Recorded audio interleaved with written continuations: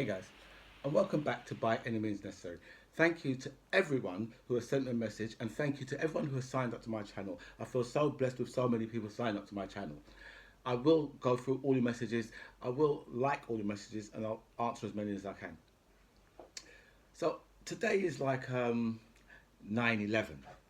So you remember like 20 years ago today, right? The world did actually change. You know, like if the two young ladies that are playing in the tennis open, come on, Emma Ruddick, right? Really, we need to just pull it off for us today, right? Um, the two young ladies that are playing the tennis final today in the U.S. Open, right? Wasn't even born, right? When the events of 9/11 actually happened. Doesn't say it's an event that changed the world, right? Um, and it can take us over to like the whole class issue, right? Because I don't know how much people know about 9/11 itself. Whether or not you just know that a crazy guy from the Middle East just flew some planes into the Twin Towers, right? And that's where it started. But no, you see, 9/11, yeah, started long before that. Because I don't know if you know, but the two families here, some of like the world's biggest dynasties of families, right? People with real power, real upper, like we're talking about the upper class on the highest level that you can get. You will not get higher. You will not get a higher level than this of the upper classes, right? You know, throughout times, throughout generations, right? We've had two families, on the other side of the world, who can kick off world wars, major wars between countries. So the Bin Laden family and the Bush family, right, are two of the world's biggest dynasties out there, right? The Bin Ladens, right, are obviously they're billionaires, right, and you've got the Bushes who are oil barons. Their two families was in business together, right? From since like sometime in probably the late 70s up until sometime in the 90s, right, when they fell out, right? So in the meanwhile, right, I believe that Bin Laden had walked away from the family, right, and obviously joined the Mujahideen, who at that time was having a war against the Russians, basically a proxy war. The Americans was on the side of the Mujahideen, so was Pakistan and Saudi Arabia. So when Bin Laden went over to join the Mujahideen, all of a sudden, and the CIA they will deny this shit, but all of a sudden, a lot of American money and arms, Saudi money and money from Pakistan, all went to the Mujahideen. Bin Laden, right, had like a builder. He had a background of being a builder as well, right? So he could build a lot of stuff. So he, yeah, obviously he started to obviously was just started to head the Mujahideen, right? And obviously they kicked the Russians' ass, right? So the by this time, yeah, the obviously Bin Laden obviously started to really turn, because he started to form obviously Al Qaeda, so that's obviously started to turn against the Americans, right? So they started to the Americans tried to freeze the assets of the Bin Laden family. Now Bin Laden wasn't really attached to the family at this, because obviously things had gone like awry with him and between him and his immediate family, right? Because there's a whole heap of them. Bin Laden's got a half brother that was born a couple of weeks after him, right? And that side of the family, right, us was still all living like the billionaire lifestyle. But obviously Bin Laden took a different road. So by now, right, Bin Laden was Al Qaeda and doing things that obviously the Americans didn't really like. So obviously they started to freeze their assets and that, right? And so somewhere in obviously in 2001, right,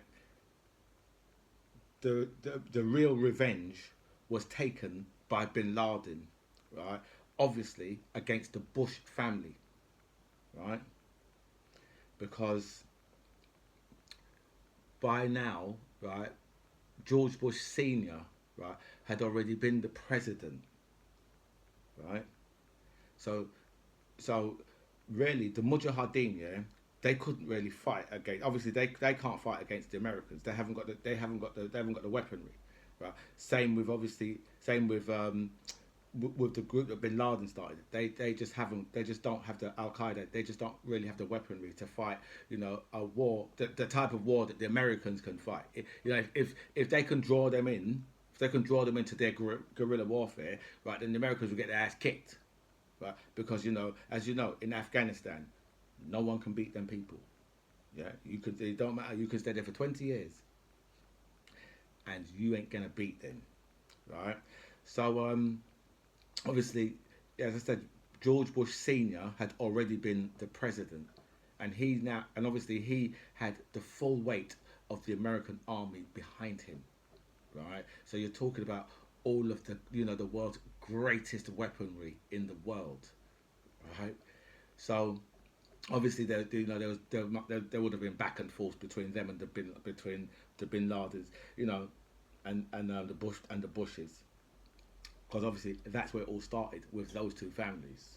Remember, I tell you, the upper class run all the shit, right? We're just caught up. We're just caught up in little pieces, yeah. If our two families had a fight, yeah, then you know what? Nothing ain't kicking off. The only thing that ain't kick off is if one of us go too far but end up in prison. Not for these guys.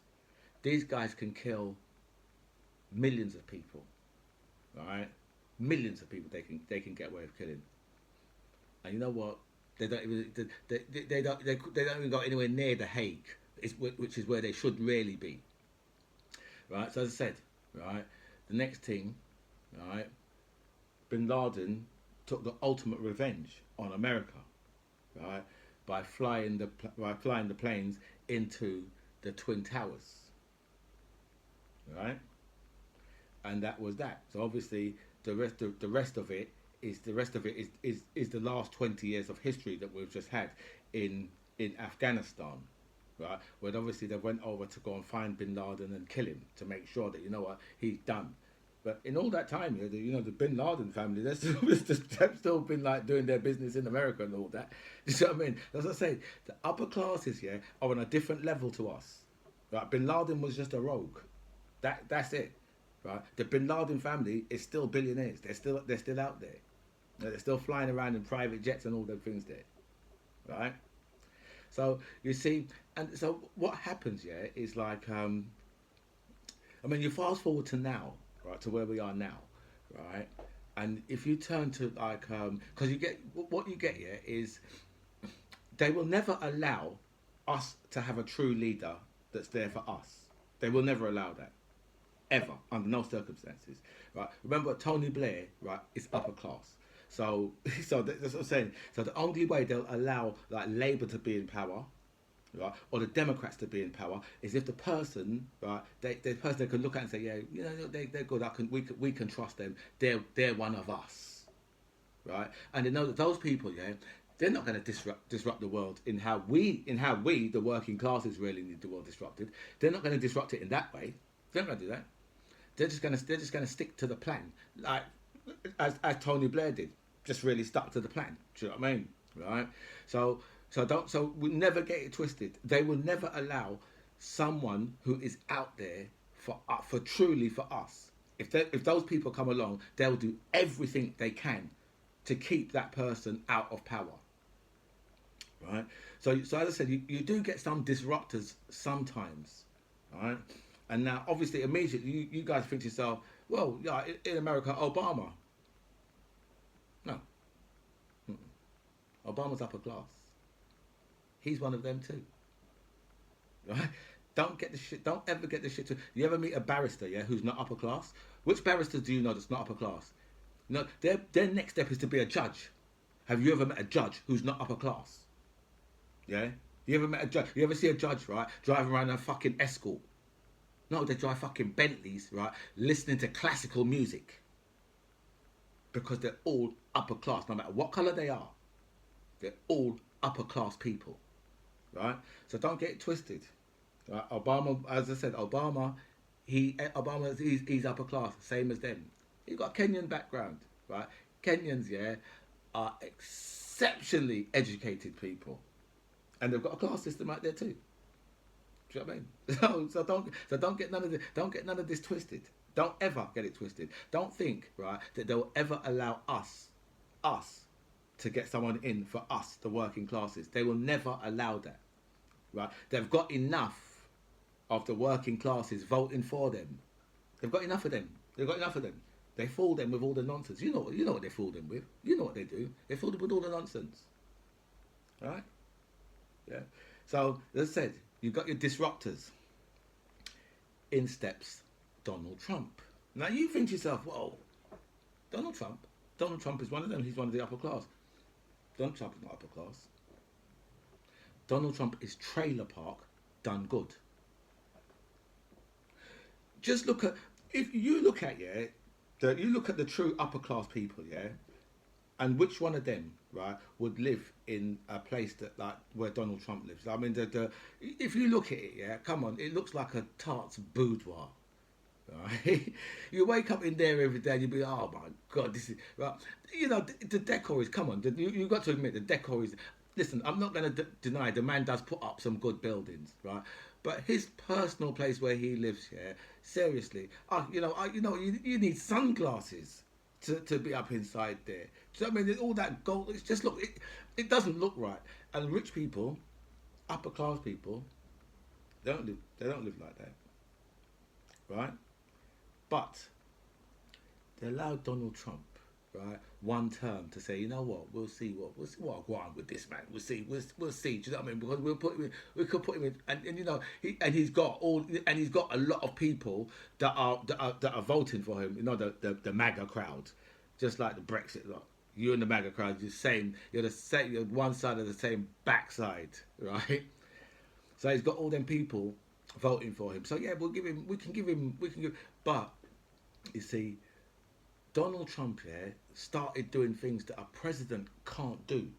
Right? A president, yeah, can't be saying, you know what, yeah, there's Nazis, and you know, in Charlottesville, there's good people on both. A president can't say that. A president's got to condemn the fucking Nazis. That's all the president can do. Is condemn. Even if the president, yeah, right, goes next door, right, and puts a white hood over his head, yeah, and with the eyes cut out. You know how those guys do, with the eyes cut out. Even if he's got to go do that next door, right, he still condemns Nazis. So that's what a president does. You condemn those things, right? You never ever say there's good people. Fuck off. What Nazis are good? You name me one good Nazi. That's a whole heap of fucking shit, right? So, and if you take, for example, George Floyd, right? Donald Trump was like, you know, the only thing you come out and do is condemn the motherfucking police officer who murdered him, right? You know, it's like he was ready to say, well, you know what? They should have had two. There should have been two police officers with their knee on his neck, right? And you see all that type of nonsense, right? The upper classes, yeah, that's going too far, because presidents can't do that. Can't do that. Yeah, and then his final straw, his absolute final straw, right, brings us right back to Afghanistan. Right. If you know anything about Donald Trump, right, if you've read his book, then you will understand, right, because you know his first book, The Art of the Deal. In The Art of the Deal, yeah, someone has always got to lose big, because that's how Donald Trump's always lived. Someone apart from him has always got to lose. However you look at it, someone's got to lose, because that's how he does business. Some motherfucker's got to lose everything, as far as he's concerned, right? So now Donald Trump took the Taliban leaders, sorry, the Taliban leaders, yeah, out of prison, where they was obviously in prison in Guantanamo Bay and in Pakistan, yeah.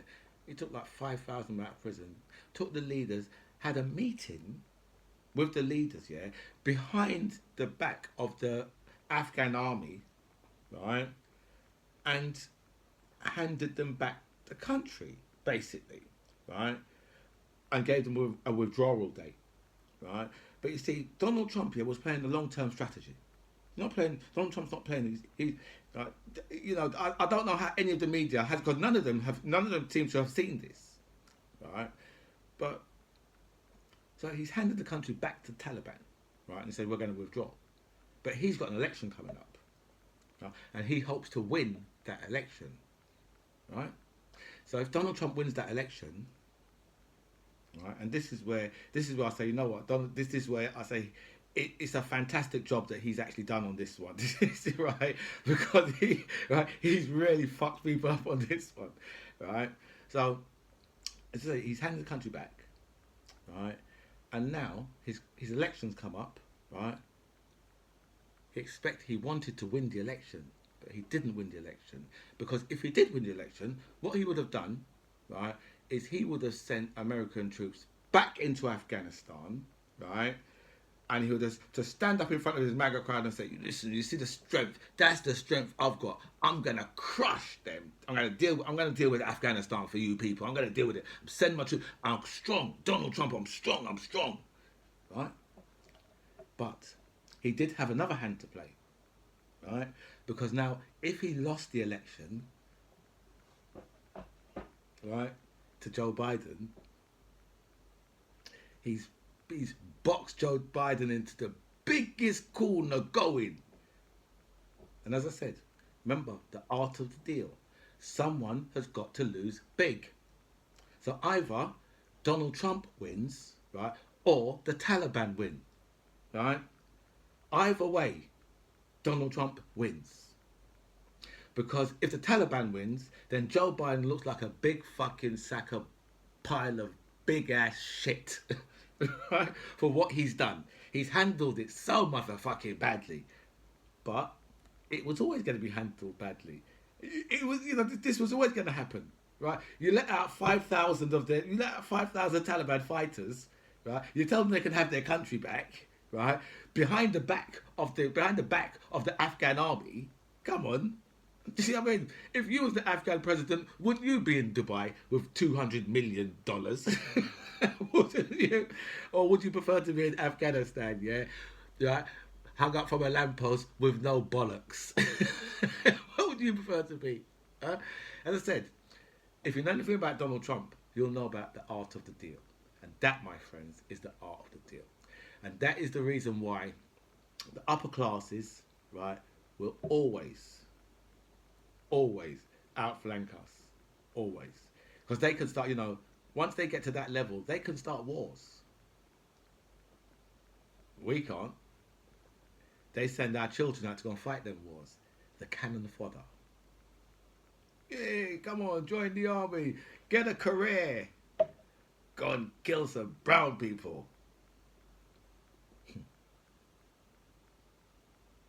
And a lot of us are just ready to get out there and get it done.